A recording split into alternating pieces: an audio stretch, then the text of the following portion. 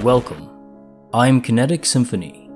I hunt down and report on mysterious and weird true stories, from glitches to the paranormal. Compendium of case reports between the 16th to the 21st of December 2020.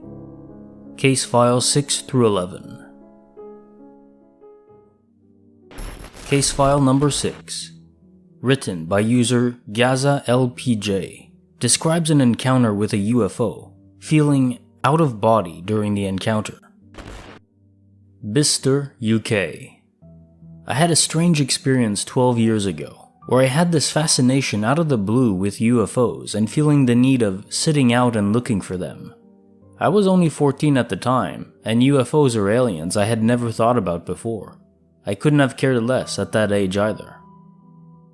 The next day, I forced some of my family to sit in the garden with me under the stars on an amazing clear evening. We were talking for about 10 minutes, then I noticed a strange white light, just like a spotlight that you would get in the kitchen.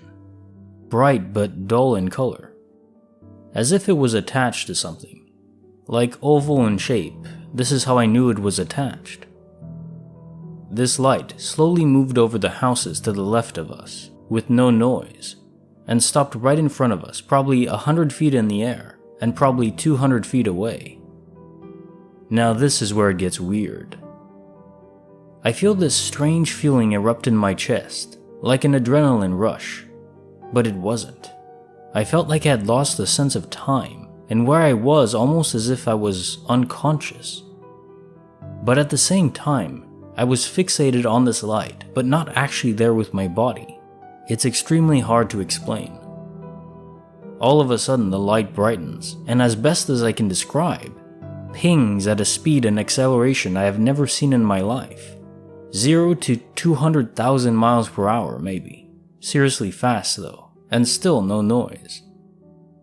I lost track of it for a second, then something made me look up in the sky above, and I noticed the white light miles and miles up, as small as a star, and then zip into space, leaving a small trail of light behind it like a comet. My family had said nothing the whole time. We all looked at each other after, and no one could say anything. I think everyone was beyond frightened that an object like that exists. Anyone else seen anything similar?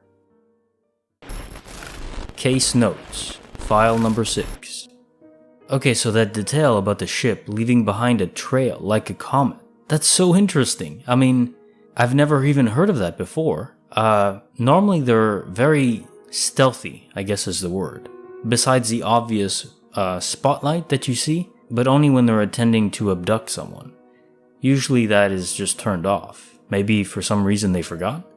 And this bending of light as it traveled and maybe warped gravity somehow caused like a trail of light behind it? I don't know. As for your feeling of out of consciousness, out of body, I think describing it almost like a trance, a strong hypnotic state, is most accurate. Whatever effect that ship's energy had on you and your family, the feeling must have been frightening. If anyone hasn't seen Let Me Know's video on UFO encounters by military personnel, I highly recommend it. The most prominent aspect to those videos is just how quickly and seemingly without consideration to conserving momentum, or G-forces for that matter, those ships are able to fly. Even if we somehow could make a ship go that fast and accelerate that quickly, every single person alive on that vessel would be turned into human pudding. G-forces are no joke. There's really nothing we have on Earth that could do that, so what you saw must not have been from this Earth. I wonder how many alien races there are, and I wonder how we're not able to detect them.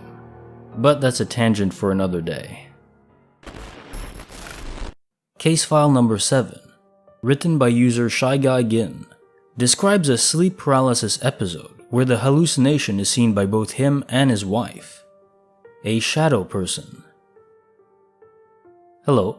So I don't normally write long posts, but this was just too weird and fresh not to write down. So a little backstory. I've dealt with sleep paralysis and EHS, which is exploding head syndrome, since I was a little kid.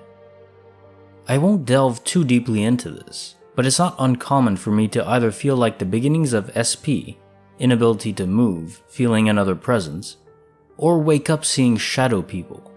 I've maybe had 3 experiences in the past couple years, so it's definitely become less frequent than when I was young.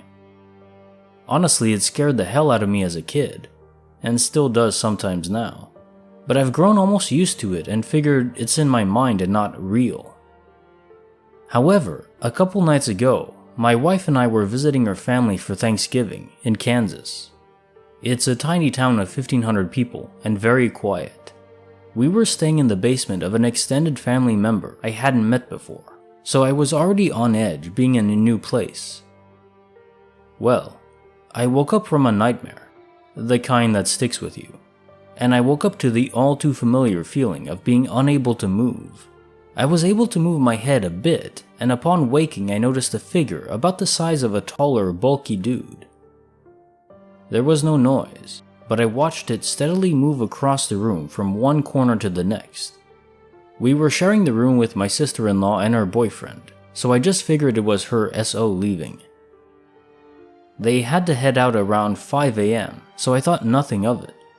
What did strike me after a minute after seeing this was that I hadn't heard them leave. The house is pre-manufactured from the 70s. The basement ceiling is exposed and it is 100% impossible for anybody to walk up the stairs and exit the house without hearing it. So I figured he'd gone to the bathroom, which is in the direction that I saw the figure moving towards. By this time, I could move my body, and upon positioning myself so I could see the bathroom, it was clear that nobody was there. It was creepy, but what really did it for me was when my wife, whom was laying on her side facing towards the bathroom, saw the exact same thing. She said it went into the bathroom and never reappeared. So yeah, we're both a little freaked out. I'm naturally a skeptical person, and I've always felt comfort in knowing that my experiences were in my mind. But now, I'm starting to wonder if there isn't more to it all. While I feel like my nightmare and the presence may be related, I didn't necessarily feel like this thing was malicious. We stayed one more night in that house, and I forced myself to stay up until I saw morning light. Case notes, file number 7. So the obvious point that both you and your wife saw the same thing eliminates sleep paralysis hallucinations as a viable explanation. I wonder if there are beings out there that are between realities. There's so many accounts of crossovers, but what if some of them don't actually cross over? They're like stuck in limbo, caught between what we describe even as reality, and in our waking moments, our ability to perceive them increases, just as we come out of our dreamlike state. I wonder if you ask that extended family member if they've ever seen a shadowy figure too, which doesn't produce any sound while moving. If my theory is correct, they're likely limited to specific locations, or rather, if they're still fully conscious and trapped, maybe they believe the solution to returning home is in the same location where they became trapped to begin with.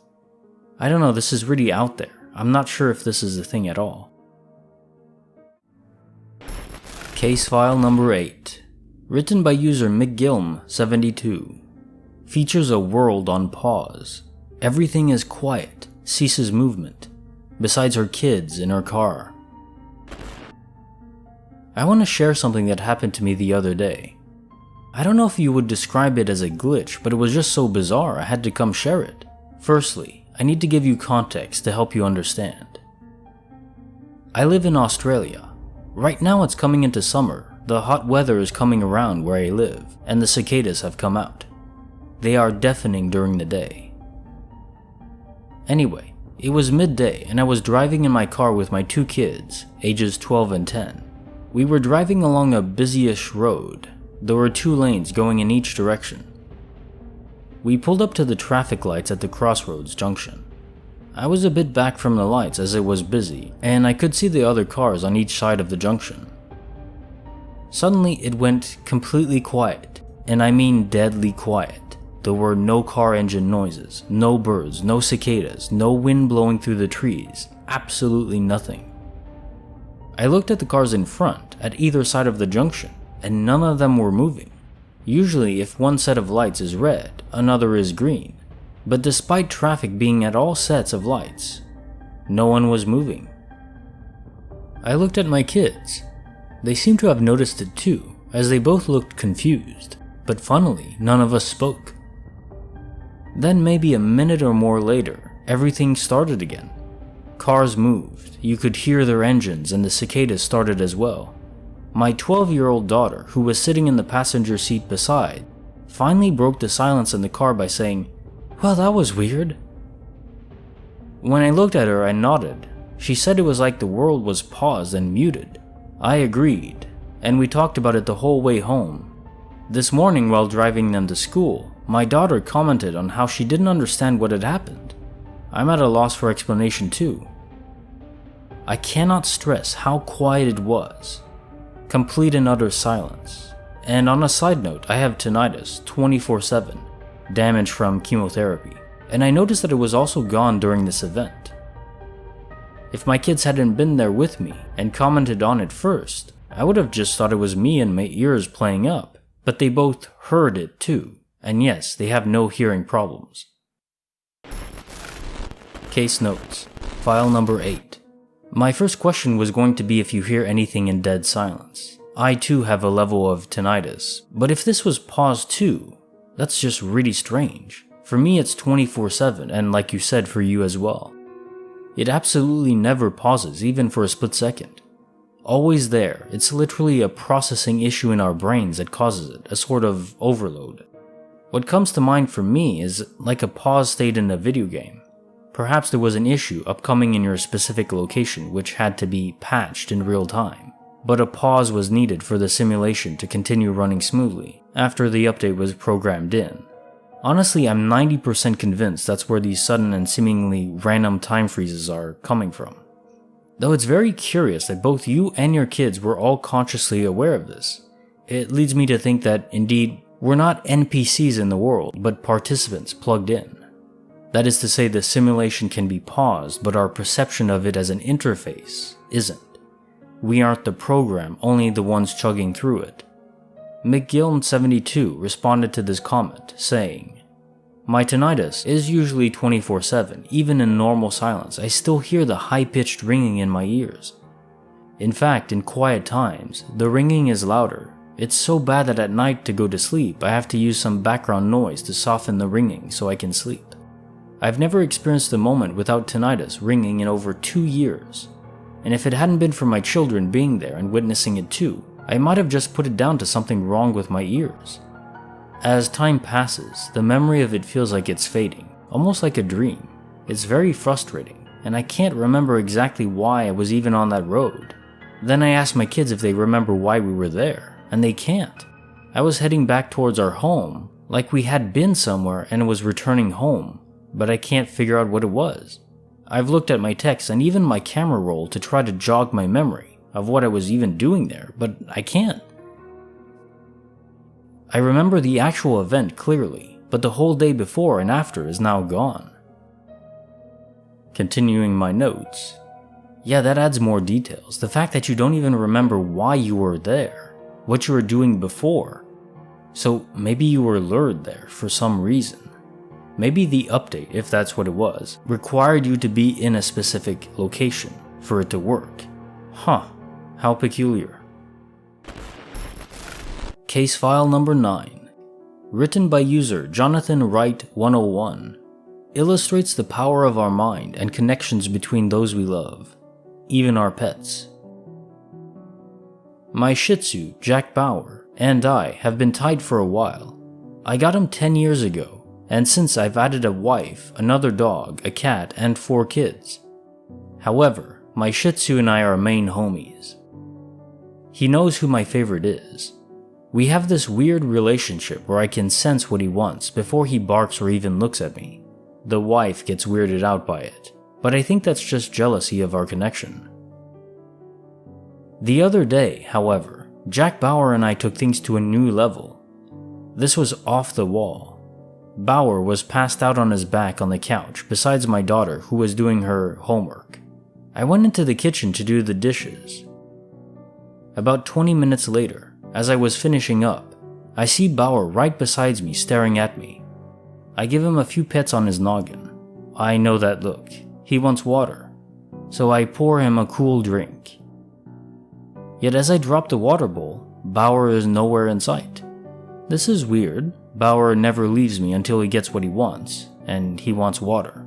I start looking around for him, and lo and behold, he's passed out on his back on the couch, in his favorite position besides my daughter. I asked her if he's moved, and as I do, he snores, byproduct of having no snout. My daughter doesn't know what I'm talking about. He hasn't moved, and regardless, he's too old and fat to get up and down the couch without help anyway. It does get weirder. Well, I figured I know my dog because we have that connection and all, so I should wake him up and see if he's thirsty.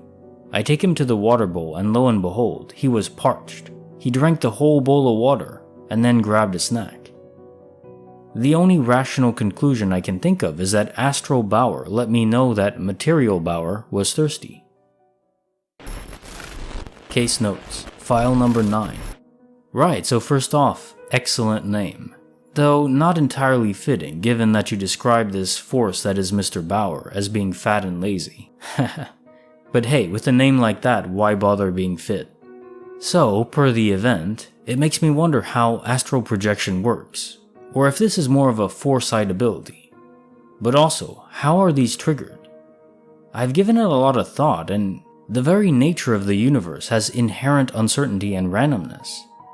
Hell, we can barely predict the weather beyond 3 days because of chaos theory. Now in your case, the predictive vision was only a few seconds ahead of time, and it was more about the emotional and physical state of Mr. Bauer than it was the precise detailing of the future. So I think it makes a certain level of sense that this could be possible, especially with other sentient beings that we share a potent connection with.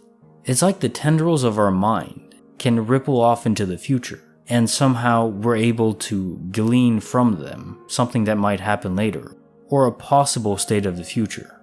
Something like that. Case file number 10, written by Suspicious Client 890, is a story of perhaps foolishly using a Ouija board as teenagers, resulting in several near-death experiences. The cause, or just a warning. If you want to mess with a Ouija board, don't do it. You will regret it so badly. Here's a bit of backstory.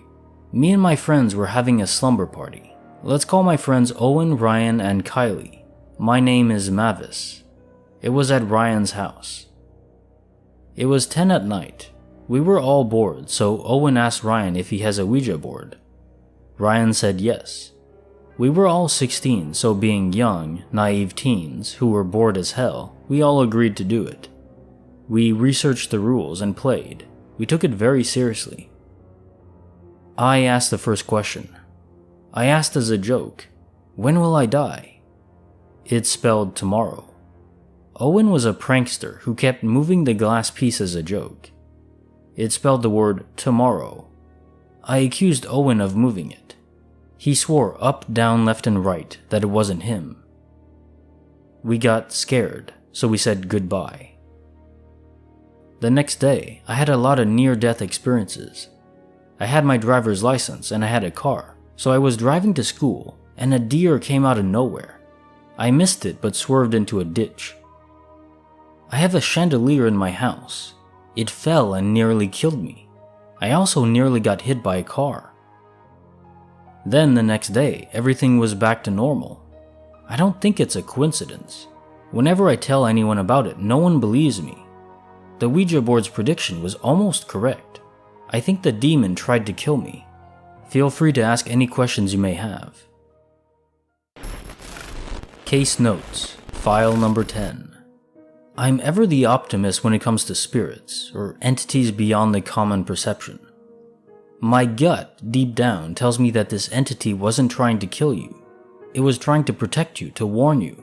I'm not sure it did anything physically to prevent those accidents from occurring. Rather, I think that by giving you this warning a day in advance, it caused you to be hyper-aware and more cautious, leading to your final destination-style experiences without the grisly ending. Of course, this would beg the question of how a spirit could see the future. Maybe time itself bleeds away for these echoes or imprints of former people, which is what I think ghosts are. Case file number 11, written by user Audrey Brooke. She saw what can only be described as a ghost, soon after also witnessing the creepiest man accompanied by a crow, an omen of death. A few years ago, when I was 16 or 17, I worked in a restaurant as a waitress. There were 2 locations, one in my town, which I'll call Restaurant A, and one in a town about 30 minutes away, Restaurant B. I should mention that Restaurant B is located in a rougher area, and many of my coworkers weren't from the best of backgrounds. Nonetheless, they were sweet people and I trusted them. I was trusted as the manager on Thursdays at Restaurant B, which usually meant that I was the cashier, server, manager, and the only other person would be a cook, which I'll call Dave. In the restaurant, there's a front glass door that customers use, and a back wood door, no window in the door, we use to take out the trash and such. One day, we had no business and I was in the kitchen with Dave and another cook that was about to leave. We're just standing around talking, with Dave right in front of the back door, the other cook to the side of the door, and me about 5 feet away from Dave in line with the door. He had a bag of trash in his hand. He was going to take it out. He opened the door while still facing me and talking, and behind the door was a person. It was clearly a person in a gray t-shirt, jeans, and a black hat. But I only saw him for a split second, long enough to know someone was there. Then Dave saw my face and turned around, which blocked my view, and the guy was gone. The other cook saw my face turn white as a sheet when Dave had opened the door, and joked that I looked like I had just seen a ghost. Oh, the irony. While Dave started looking around outside to see what I could have seen, I started actually panicking. I have severe anxiety and panic disorder, and Dave was just trying to calm me down, but he also seemed really freaked out. He asked me what I had seen. I told him I saw someone. I described the person, and what Dave told me next will never leave me. Dave just up and started crying, and ran to the door with his phone in his hand. He was outside for nearly half an hour, and when he came back in, he was calmer but still nervous. He told me that roughly 10 years ago, he and his friend were in a horrible car accident which ended in his friend dying. He told me the person I had described, standing outside the door, was wearing the exact outfit his friend had died in, and apparently, I wasn't the first person to see the ghost of his friend. Dave told me that whenever something were to happen to anyone in his family, his friend would show up to either him or his family. For example, one time he saw the ghost of his friend and literally a minute later his phone rang and he found out his father had just suffered a massive heart attack. When he had went out of the door, he was calling his family to make sure everyone was okay. Luckily they were. But not even 2 days later, he found out his wife had miscarried. As if that wasn't weird enough, the same night I saw the ghost, something else weird had happened that I believe was paranormal, but I also understand could have been just my paranoia. I was up front at the register, still shaken up, and a huge crow was hovering outside the front door. It was just so weird, it literally was just flying in place. It suddenly flew away, and then a really strange looking man approached the door and opened it wide, but didn't enter. He had the creepiest smile on his face the entire time. Moments later, the crow was back and it almost came in the restaurant, but another customer swatted it away. The man literally turned around and left, didn't order anything, and didn't say a word. I know it just sounds unbelievable, but I'm hoping someone reads this and understands what I went through was real, because everyone I know doesn't believe in the paranormal and thinks I was just imagining things. Case notes, file number 11. It does sound like an omen of death, doesn't it? Almost like your coworker's friend who had died 10 years ago knows about death's presence, and just prior to death claiming his prize, Dave's friend attempts to give him a warning without being able to verbalize it. All he can do is appear and hope that Dave recognizes the pattern, which clearly he does. The strange man you saw accompanied by the crow, representing death.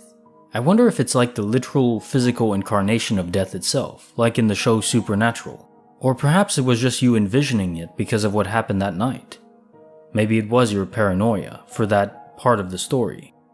Either way, Dave's friend is clearly looking out for him, but it sounds like Dave's soul is almost cursed.